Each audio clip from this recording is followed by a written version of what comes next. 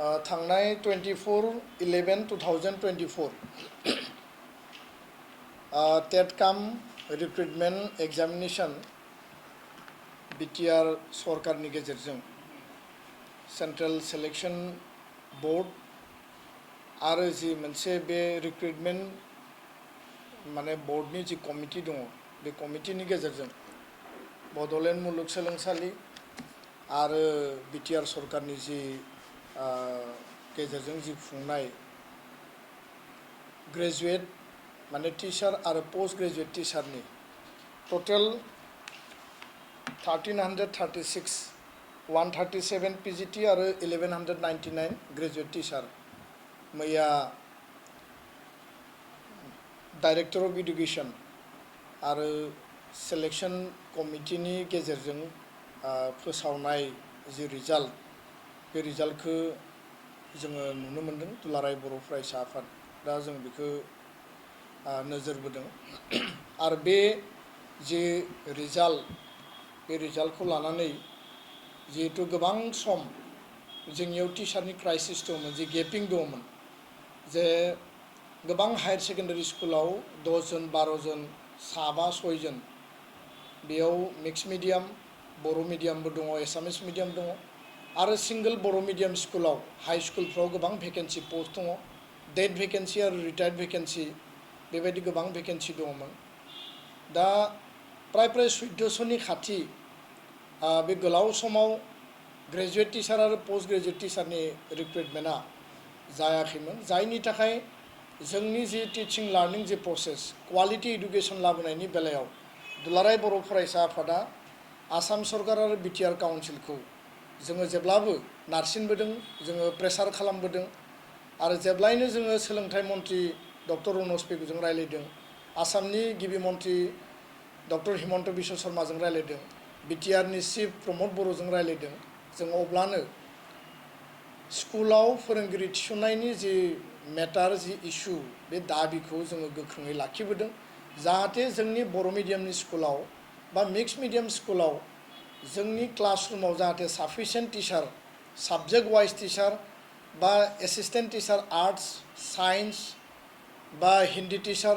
बा language teacher classical टीचारखौ जों मोननो हायो कारण साइंस आरो मैथ्स टीचार गैयिनि थाखाय जोंनि गोबां स्कुलाव साइंसनि स्टुडेन्टफ्रा डिप्राइभ जानो गोनां जादोंमोन आरो डिप्राइभ जानायनि जाहोनाव साइंस स्ट्रीम बा इंजिनियारिं आरो मेडिकल साइंस साबजेक्टनि सायाव बिसोरो जथेस्थ रिजाल्टआ गोबां समाव मेट्रिकआव गाज्रि जानो गोनां जादों हायर सेकेन्डारि लेभेलाव पीजीटी साइंस गैयिनि थाखाय बा मैथ्स आरो जुल'जि बटानिनि साबजेक्टनि टीचार गैयिनि थाखाय बिथांमोना बन्चित जानो गोनां जादों दा मैयानि रिजाल्टखौ जोङो गोलाव समनिफ्राय जे टाइम बाउन्ड एग्जाम कन्डाक्ट खालामनानै टाइम बाउन्ड रिजाल्ट होनांगौ बे बाथ्राखौ जोङो दाबि होबाय थादोंमोन अलमोस्ट 7 मान्थनि उनाव मैया रिजाल्ट होनायखौ जों नुनो मोनबाय आरो गिबियावनो दुलाराय बर' फरायसा आफादा बीटीआर ओनसोल आरो आसामनि जानानै जिहेतु बेयाव गुबुन गुबुन जायगानिबो जोङो माखासे प्रभिजननि आन्दाराव बेयाव मोननाय नुदों मा प्रभिजननि आन्दाराव गुबुन गुबुननिफ्राय लाबोदों बेखौ रिक्रुटमेन्ट कमिटियासो मोजाङै बुंनो हागोन बिथांमोनासो मिथिगोन किन्तु जोंनि सार्थआ जाबाय जोंनि टीचार नांगौ आरो प्राधान्यआ जाबाय बीटीआर ओनसोलनि माने केन्डिडेटफ्रा प्राधान्य मोननांगौ दा बेयाव जि रिजाल्ट फोसावबाय आरो दिनै जोङो मिथिदों मोनसे नटिसनि गेजेरजों फोसावदों दिनैनो एपइन्टमेन्ट लेटारखौ होनाय जागोन दुलाराय बर' फरायसा आफादा गिबियावनो बे एग्जाम कन्डाक्ट खालामनाय रिजाल्ट फोसावनाय आरो एपइन्टमेन्ट होनाय बे गासै प्रसेसखौ दुलाराय बर' फरायसा आफादा वेलकाम खालामदों जों बरायदों आरो बिनि थाखाय बीटीआरनि चीफ मानगोनां प्रमद बर' बिथांखौ आरो बिथांनि सरकारखौ जों धन्यबाद बावदों दा बे लेभेलाव जाहाथे साफ्रोमबो बेयाव सेलेक्शन लिस्टआव जायफ्रा फैबाय बिथांमोना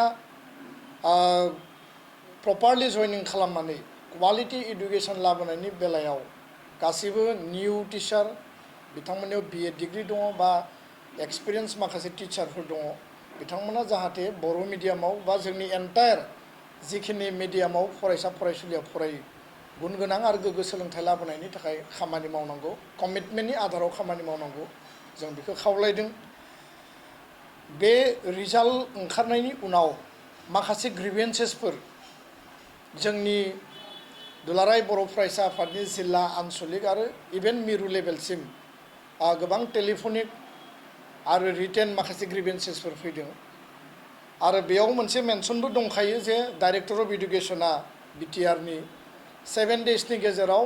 जायफोरा ग्रिभेन्सेसफोर दङ बायदिसिना कमप्लेन आरो अबजेक्सनफोर दङ बिथांमोना रिटेन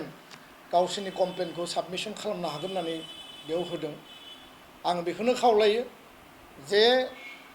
गोबाङा जोंनिसिम कमप्लेन हरदों जे जोंनि जिखिनि माने एन्सार कि आरो बिथांमोना एन्सार खालामनाय बिनि गेजेराव बिथांमोननि मार्क्सआ माने बांसिन किन्तु काट अफ मार्क्सआ खमानो बेयाव सिखारदों दा मा जाहोननि थाखाय बेबायदि जादों ग्रिभेन्सेसआ थागोन कमप्लेनाबो थागोन आल्टिमेटलि बिनि माने प्रेक्टिकेल माने बेयाव मा रिजाल्ट दङ बेखौ स्क्रुटिनि कमिटि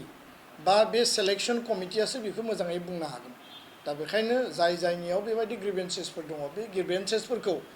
एड्रेस आरो रिड्रेस खालामनानै ट्रान्सपारेन्ट फ्रि एन्ड फेयार जाहाथे बेयाव कुनु सन्देह थायाबासिनो जोङो साफ्रोमबो केन्डिडेटनो बा रायजो राजानो मोनसे बिसास आरो आस्था होनो हायो बेखौ नोजोर बोनानै आङो काउन्सिल सरकार आरो डाइरेक्टर अफ इडुकेसन सिलेक्सन कमिटिखौ खामानि मावनो थाखाय आं खावलायगोन आरो बेबायदि कमप्लेनखौ जायफोरा होदों बे कमप्लेनफ्रा जेनुइन आरो जास्टिफाइड जानांगौ ओरैनो बुंनायनि नामाव बुंनायाबो थिग नङा किन्तु जेनुइन कमप्लेन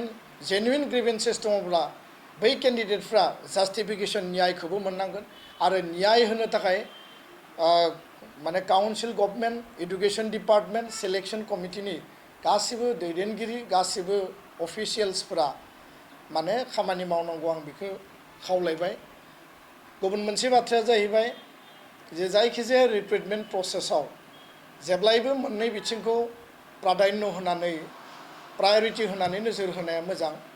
जों जेब्लानो आसाम सरकारजों इडुकेसन डिपार्टमेन्ट बा गिबि मन्थ्रिजों जों सावरायदों इभेन जों बिटिआर सरकारजोंबो सावरायदों जे जोंनि रिजार्भेसन पलिसिया मा जागोन आरो बे रिजार्भेसन पलिसिखौ लानानै गोबां समाव बिटिआरनि रिजार्भेसन पलिसिया सोलिगोन ना स्टेटनि रिजार्भेसन पलिसिया सोलिगोन बे मोनसे बाथ्राखौ लानानै जोंनि गेजेराव सरसाया सोलिबाय थायो दा बेखायनो मेरिटनि आधाराव मिडियाम वाइज बर' मिडियामा नोङो कलेजाव डिपार्टमेन्ट दङ इउनिभार्सिटियाव डिपार्टमेन्ट दङ बेखौ गिबि मन्थ्रिजों रायलायनानै सिंगल केडार पस्ट खालामनाय जादों जाय बर' मिडियाम बेकग्राउन्डनिफ्राय फैगोन बर' मानसियानो बेखौ मोननायनि जुक्तिया बेनो जे बर' मिडियामखौ बा बर' मास्टार डिग्रियाव गुबुन गोबां हारिनि मानसिफोरा बारा फरायसोआ आरो बेखायनो बेयाव रिजार्भेसननि जि कटा बेयाव माने मेनटेन जाया सिंगल केडार पस्ट बर' मिडियामनि बेलायावबो एलिमेन्टारियावनो जा सेकेन्डारियावनो जा बे माने एलपि एमइ टेटनि बाथ्रायानो जा ग्रेजुवेट टिचारनि बाथ्रायानो जा बेयाव बर' मानसियानो एपइन्टमेन्ट मोनो जिहेतु बर' मिडियामखौ बर' मानसिया फरायो आरो बर' मानसिया क्वालिफाइ जानानै बिनि सेलेक्सना जायो बेयाव रिजार्भेसना माने मेनटेन जायोब्लाबो बा खालामनांगौ जायोब्लाबो 100% बेयाव जि केटेगरि फैया मानो जेनेरेल अबिसि एसटि एससि एसटि हिल बेयाव बर'आनो फैखागोनखा खारन बर' मिडियामखौ गुबुना फराया आरो साफा सानै फरायनाय दङब्ला बिथांमोनाबो जास्टिफिकेसनाव फैनांगौ बेयाव जोंहा कुनु बादा गैया खारन बर' मिडियामखौ गुबुनाबो फरायथों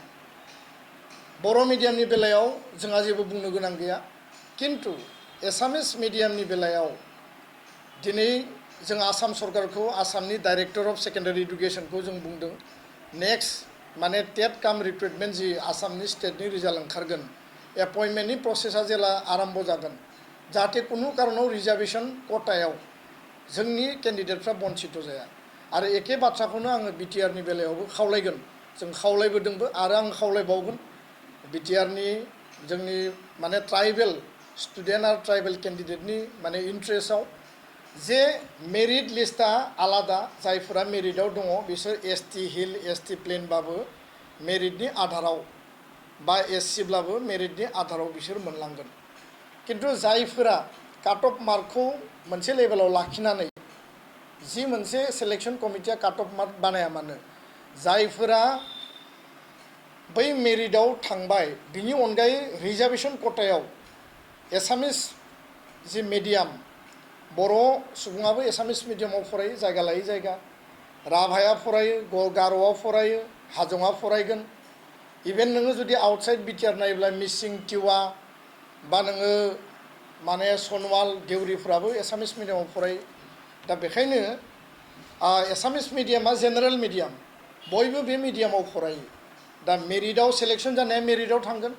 आरो जायफोरा मेरिटखौ मोनहैयाखै जेनेरेल कोटायाव जायफोरा कम्पिट खालामाखै बिथांमोना गावबा गावनि कोटायाव 10% बा 10%, 5% बा 5%, बिटिआरनि 60-40नि जुदि मेकानिजम फैयोब्ला बेयावबो एप्लिकेबल जानांगौ आरो बेखौ नोजोर बोनानै जाहाथे ट्राइबेल केन्डिडेटफ्रा ट्राइबेल एप्लिकान्टफ्रा कुनु कारनाव बन्सित जाया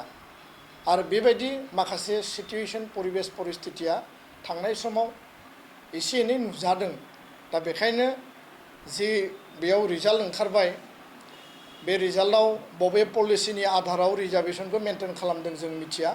जों मिथिनो लुबैगोन आरो इयुननि जिखिनि रिक्रुटमेन्ट एग्जाम जागोन जि लेभेलनि जाया मानो 3rd ग्रेड 4th ग्रेड बे गासैखौबो नायनानै माने टिचार एडुकेशन डिपार्टमेन्टनि एपइन्टमेन्टफ्राव रिजार्वेशननि पलिसिया जाहाथे क्लियार काट जायोबा मोजां आरो बेयाव जाहाथे एसटि केन्डिडेटफ्रा बन्सित जानो गोनां जाया जायफोरा गुबुन गुबुन मिडियामाव फरायनानै पास जानानै बे मिडियामावनो एपइन्टमेन्ट मोननो गोनां बेखौ जों खावलायबाय आरो बिनि अनगायैबो जि मोनसे दा प्रसेस बे प्रसेसआव जोङो टिचार मोननो थांगासिनो दङ आरो बे जोंनि थाखाय सोलोंथाइखौ मोर बुस्टिं होनाय सोलोंथाइ बिथिंखौ जोङो गुन गोनां आरो माने हिउमेन रिसोर्स दानायनि बेलायाव जि एपइन्टमेन्टआ जागोन बे एपइन्टमेन्टआव टिचारफोरा जायफोर गोदान माने निउलि रिक्रुट जागोन बिथांमोनखौ आं बेस्ट उइसेस होदों आरो कमिटमेन्टनि आधाराव समाज सेवा आरो सोलोंथाइखौ मोनसे माने प्रायरिटि एजेन्डा लानानै जाहाथे स्टुडेन्टफोरखौ फोरोंनायनि बेलायाव बिथांमोनजों थाफानानै जोंनि ओनसोलखौ जौगानायनि बेलायाव हिउमेन रिसोर्स दानायनि बेलायाव बयबो जाहाथे खामानि मावो आं बे बिथिंखौ खावलायदों आरो फैबाय थानाय समाव जिखिनि दायो रिक्रुटमेन्टनि थाखाय अलरेडि एडभार्टाइज जानानै दङ बेखौ गोख्रैनो इन्टारभिउ खुंनांगौ बिटिआर काउन्सिला आरो जिखिनि एग्जाम खुंखांबाय सेन्ट्रेल सिलेक्शन बर्डआनो जा बा इउनिभार्सिटिनि गेजेरजोंनो जा जि डिपार्टमेन्टआव जि एग्जाम अलरेडि कन्डाक्ट जाबाय बेनि रिजाल्टखौ गोख्रैनो होनांगौ आरो जोंहा मोनसे दाबि मोनसे आपिलबो दङ जे गोलाव सम आन्दलनाव सोमावसारनायनि टाइमाव मुंख्लं नखरफोर बा आन्दलननि भिक्टिम परियाल माने मार्टियार परियाल आरो आन्दलननि भिक्टिम परियाल बेबायदि भिक्टिम परियालनि जास्टिफिकेशननि थाखायबो बिटिआर काउन्सिला इनिसिएटिभ लानांगौ रेजोलिउसन लानांगौ बिथांमोननि इसिआवनो जा बिथांमोननि एसेम्ब्लियावनो जा जों बेखौ खावलायगोन आसाम सरकारा एनडिबिनि थाखाय स्पेसियेलि 2% माने आसाम पुलिस रिक्रुटमेन्टआव कोटा लाखिदों आरो जोंबो हास्थायगोन आरो प्रमद बर' मानगोनां बिटिआरनि चिफ बिथांजों जों सावरायगोन जे 35 इयार्सनि एबसु बिएलटि एनडिबिनि बे आन्दलननि उनाव जोङो 6 सिडुल मोनदों बे आन्दलनाव जायफोर मार्टियार परियाल जायफोर भिक्टिम परियाल बिथांमोननि परियालखौ साख्रि बाख्रि होनायनि गेजेरजों माबायदि बिथांमोननि जेनेरेशनखौ मोनसे मिनिमाम लेभेलावबाबो फिसा लेभेलावबाबो जास्टिफिकेशननि लामाखौ जोङो दोननो हायो खारन बिथांमोननि त्याग बिथांमोननि बावसोमनाय आरो शहीदनि बिनिमयाव दिनै जोङो मोनसे मोननै मोनथाम गोरोबथा मोनफैबाय आरो गोरोबथानि आधारावनो दिनै 6 सिडुल बिटिआर काउन्सिल आरो बे काउन्सिलाव जिहेतु मोनसे रिक्रुटमेन्टनि बेबस्था जायो डेभेलपमेन्टनि बेबस्था जायो गासै बिथिङाव बैफोरबादि भिक्टिम जातीयबाद जातीय चेतना आरो जातीय स्वार्थनि थाखाय जायफोरा बावसोमदोंमोन बिनि थाखाय जास्टिफिकेशन आरो न्याय मान मर्यादा होलांनाया जोंनि बयनिबो रेसपन्सिबिलिटि आरो बे कमिटमेन्ट आं बेखिनिखौनो दिनै बे मिडियानि गेजेरजों फोसावबाय आरो फोरमायबाय गोजोन्थों।